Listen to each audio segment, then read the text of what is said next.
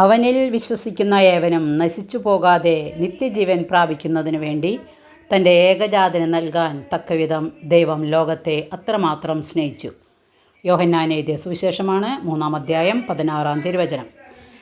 ദൈവം ലോകത്തെ എങ്ങനെ സ്നേഹിച്ചു നമുക്ക് നോക്കാം. തൻ്റെ പുത്രനെ ബലിയായി നൽകാൻ തക്കവിധം ലോകത്തെ, മനുഷ്യകുലത്തെ ദൈവം അത്രമാത്രം സ്നേഹിച്ചു. മനുഷ്യന് വേണ്ടി താണിറങ്ങിയ നിസ്വാർത്ഥ സ്നേഹമാണ് ദൈവത്തിൻ്റേത്.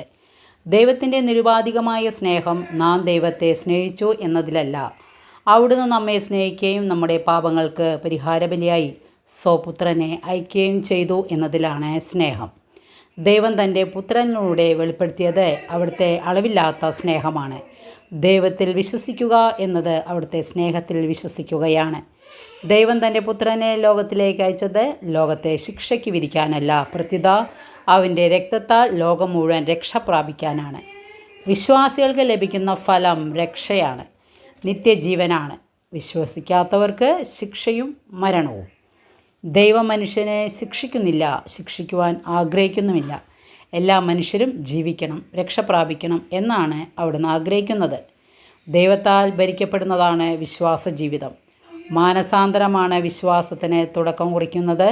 മിശിഹായിലേക്ക് നിർണായകമായി തിരിയുന്നതാണ് മാനസാന്തരം. മാനസാന്തരമില്ലാതെ വിശ്വാസമില്ല.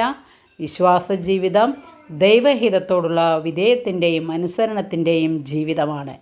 മനുഷ്യനോടുള്ള ദൈവത്തിൻ്റെ പരമാവധി സ്നേഹത്തിന് പ്രത്യുത്തരം നൽകുന്ന ജീവിതമാണ് വിശ്വാസ ജീവിതം.